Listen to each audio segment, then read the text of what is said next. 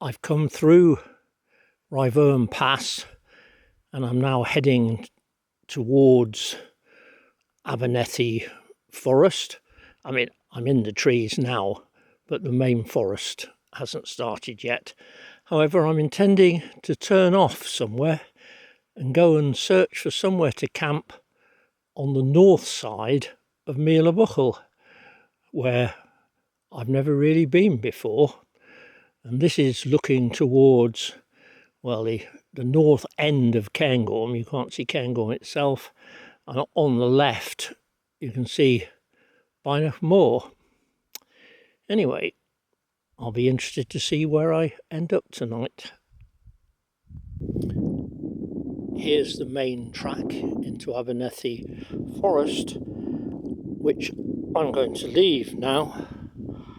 And as I swing round, you can just see a little track heading off into what looks like a boggy area just there. And I'm going to follow that and see where it goes. And that way, through the trees, is Meall, but somewhere over there, I'm going to find somewhere to camp.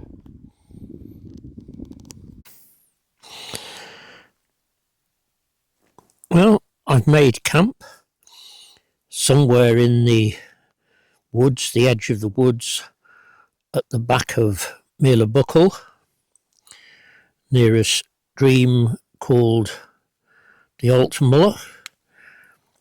And tomorrow I shall head up into the hills. The terrain here is very rough, boggy. There's a few old tracks, but mostly it's walking through deep heather, bracken, boggy tussocks. So slow going, but it's interesting coming into this little area where I've never been before. Anyway, I'm now comfortably ensconced in camp, and I'm going to use the petrel, the Fire Maple Petrel ramen pot for the first meal I've made in it, and appropriate enough, I'm going to have a packet of noodles. Now I discovered, thanks to a poster who commented on my look at this pot in the last video, who said that in China ramen come in flat circles, so a wide pot like this you can just put the disc of ramen straight in and cook it, hence why this is called the ramen pot. Fire Maple, of course, being a Chinese company. Anyway, let us see if I can get this on the stove and get some water going to cook the ramen.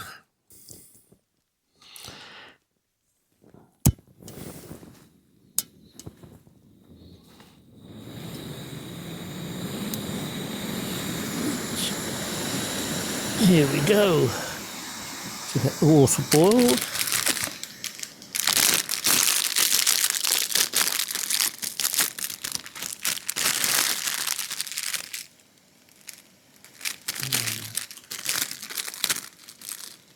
Add the ramen.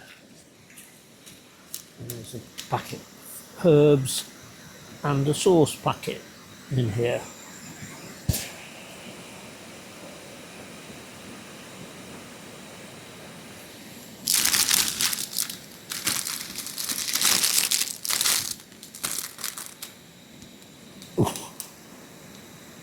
Well,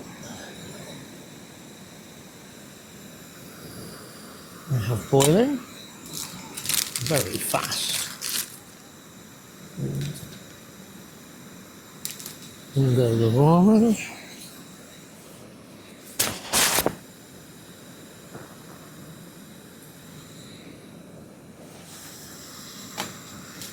Now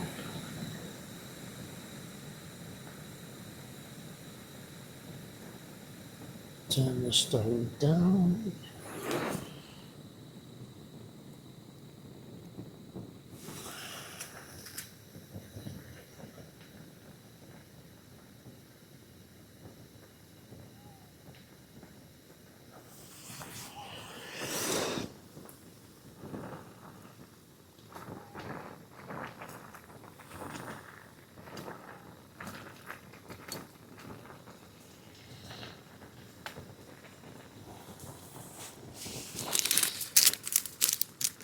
And mix in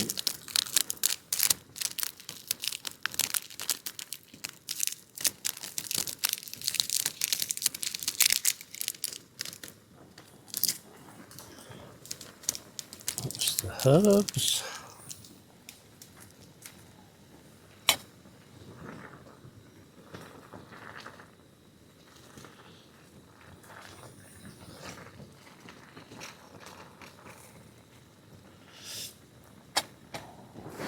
So I'll turn the flame down a little more.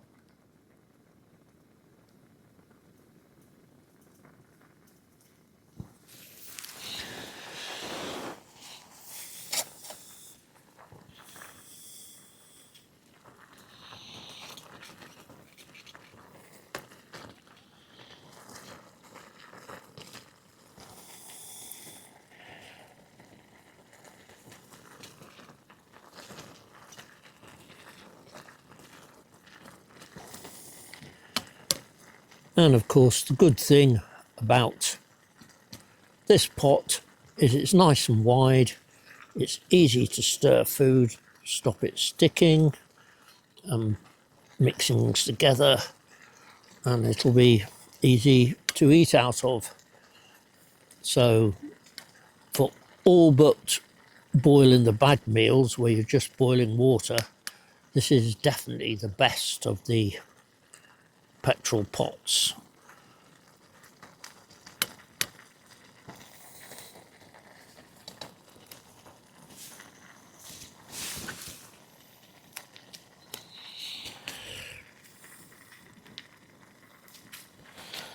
Now I think we can add the chili sauce, which, if I remember rightly, with these noodles is extremely powerful. It's wise not to lick your fingers afterwards. There we go.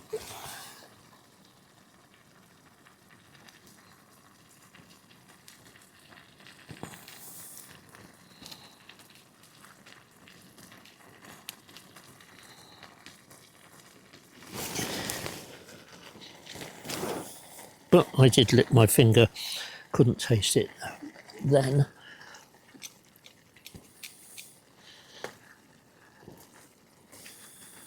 Oh, I can taste it now. Yeah, it's hot. I should pay attention to my own words.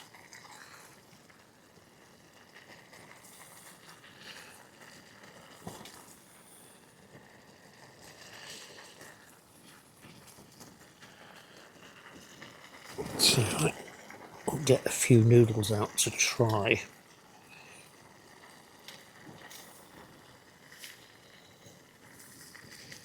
Fingers, I think. Eee.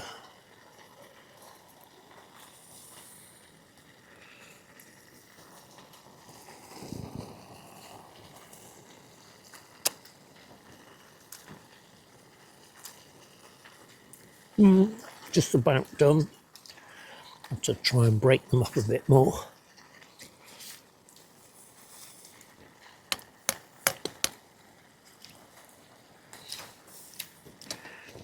Yep. We'll call that done.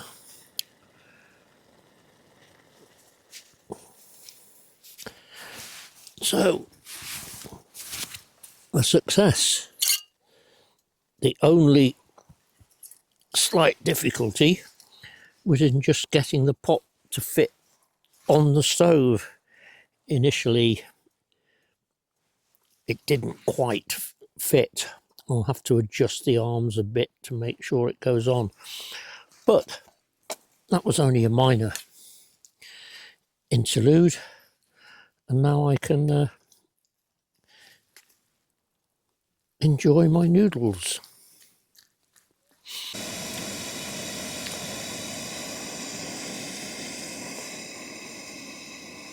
It's just gone 7:30 in the morning.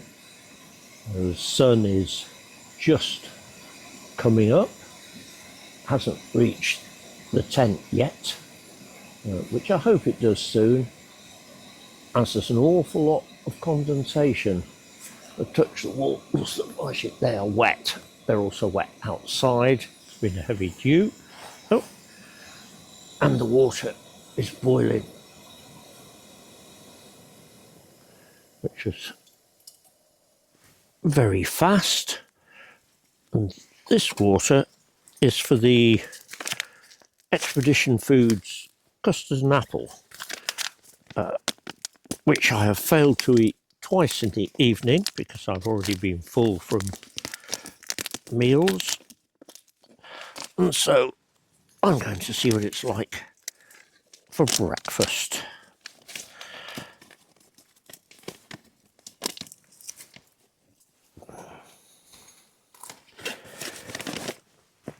So let's add 200 ml water.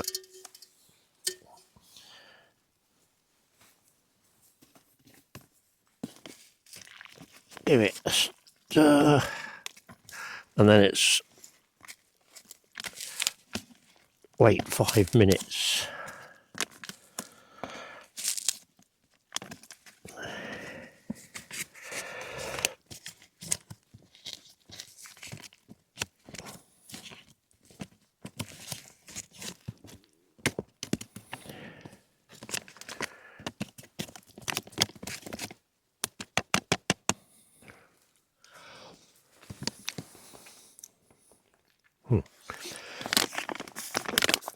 That is very sweet.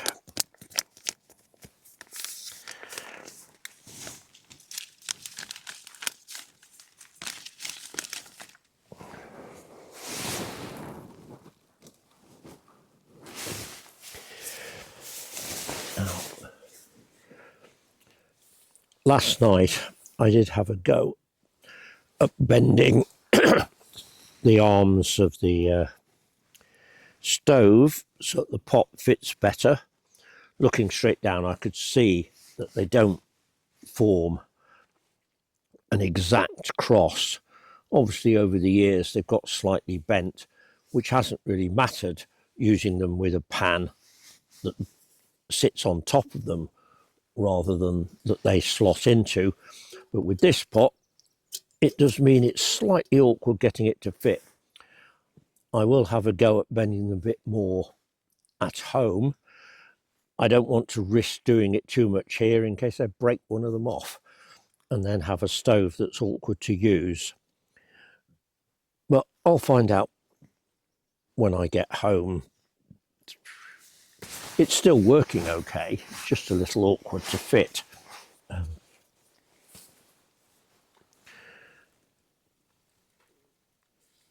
I've also discovered a spoon that I don't like that much, which is this one, which I've had for some time. Decided to bring with me and see what I thought of it outside. It's a synthetic material spoon. It's a jet boil one. The advantage it's got is you can vary the length. I have a very long spoon for eating out of packets, or a standard length spoon. But what I found yesterday eating the noodles with it was, of course, it's got a very blunt edge. It would not break up the noodles in the way the metal spoon will. And it's also rather bendy. I suspect that might break eventually. So anyway, I will probably go back to using my long-handled metal spoon for packet foods, which doesn't adjust, but which you can use to break up noodles. But I shall have this with the custard and apple as it's in a packet, and it should be okay for that. But otherwise I shall return to the metal spoons. It looks lovely outside.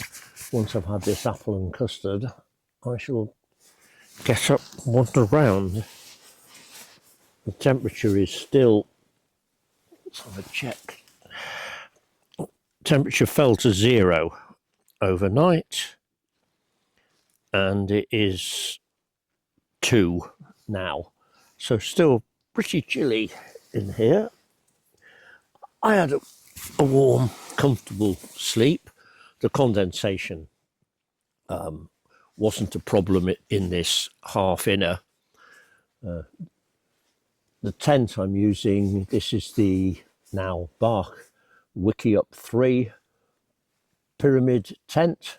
Mine is the original version, which was under the brand name Nigel, which no longer exists. But the Bach one, as far as I can tell, is identical. I brought the half inner, which fits the back of the tent, just in case there were midges. But we seem to have gone past the mid-season. There weren't any last night. I didn't do up the inner door, and I'd have been just as well off with a ground sheet. So next time I take this out, I won't bother with the half inner, which is quite roomy in itself. And one of the great things about this tent is the headroom. I can practically walk into it. I only have to stoop slightly coming through the door. And I've got, as you can see, plenty of room. I'm nowhere near the top of it here. And it is nice for a change to have so much room, especially as the nights are getting longer. You know, we've got over 12 hours of darkness now. So I'll be using this again over the winter. And it's pitched here on fairly rough, bumpy ground, but it is reasonably adjustable for that. You don't need to have a flat area, because obviously being so big, it's got a huge footprint. It's called the Wickiup 3, derived from the Go-Light Shangri-La 3, which was a favourite tent, and which I've still got somewhere, because it's meant to sleep 3 people. You could squeeze 3 in. It's fine with 2. I think 3 is pushing it a bit, but it is huge. Anyway, let's see what this custard and apple tastes like.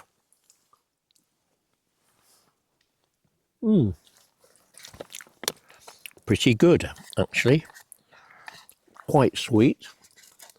Definitely tastes of custard. And tastes the bits of apple.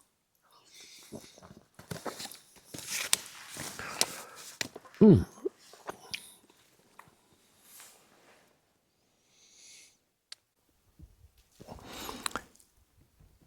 here's a view of my camp from outside. You can see how roomy the tent is. The ground here is very rough and tussocky, so I expect as I walk round this will be even jerkier than usual. The hill appearing from behind the trees on the right is Meall, and I'm going to head up to the pass to the right of the summit there, and then down to Glenmore. The forecast is for it to stay sunny this morning, and the sun, as you can see, is quite bright now, but to become much windier. There's no wind at the moment, and with rain this afternoon, so I'm not going to have a very long day. But this is a lovely spot in this old pinewood, which is now regenerating. So you've got what at the moment is a sort of fairly typical Cairngorm mix of big old pines and small young pines, but nothing in between. The woodland will change enormously over the next 20 or so years. Over there you can see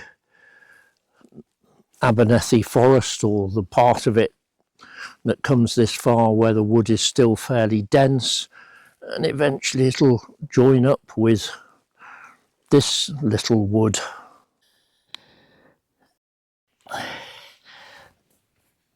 As it's sunny, there's no midges, there's no wind, so I thought I should sit outside, which is lovely, very peaceful. Beginning to warm up now. The sun's still not very high, but I thought I'd have my second cup of coffee and part two of breakfast, which is oatcakes and cheese, sitting in the sunshine. It's actually getting a bit warm in the tent.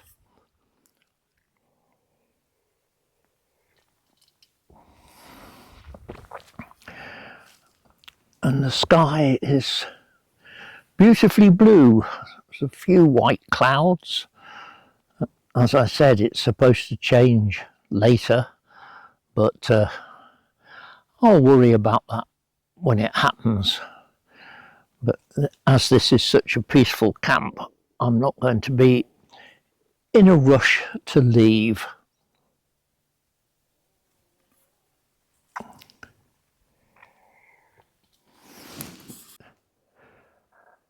I've wandered to the edge of the little knoll on which I'm camped, and looking out across the woods, I can see there's a cloud inversion in Strathspey. Down in Aviemore, it probably seems like a very dull grey day.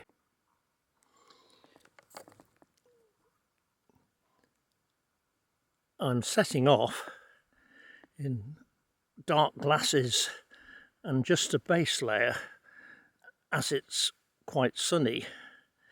However, in the west, as you can see as I swing the camera around, the cloud is thickening rapidly, and there's Meall Buckle,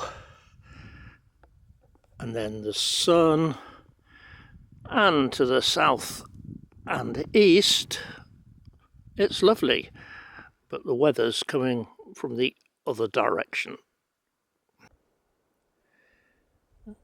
Back down on the edge of the forest now, where there's only a slight breeze. It was very windy, as I'd suspected, coming through the pass, though the cloud hadn't got that low. Looking across at the Cairngorms, it's just drifting over Cairnlochen, but the sky is now completely overcast.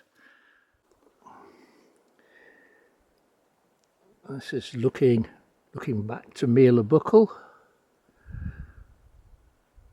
The coal is to the left of it that I came over, and then swinging round to this fine old Scots pine that I'm sitting by, and young trees springing up where a plantation was felled a few years ago, well, many years ago now. And then round to the denser forest that I'll be in soon. The walk up to the col was incredibly strenuous. Deep heather, deep reeds, sometimes up to waist deep, very spongy ground, lurching about all over the place. I can see why no one or hardly anyone ever goes that way. There was a vehicle track part of the way, but once that had disappeared, it was just hard work. I doubt I'll go that way again, but it was interesting once, and it's been a good walk, and now I'm just enjoying sitting in the woods before my final descent through the trees and back to the car.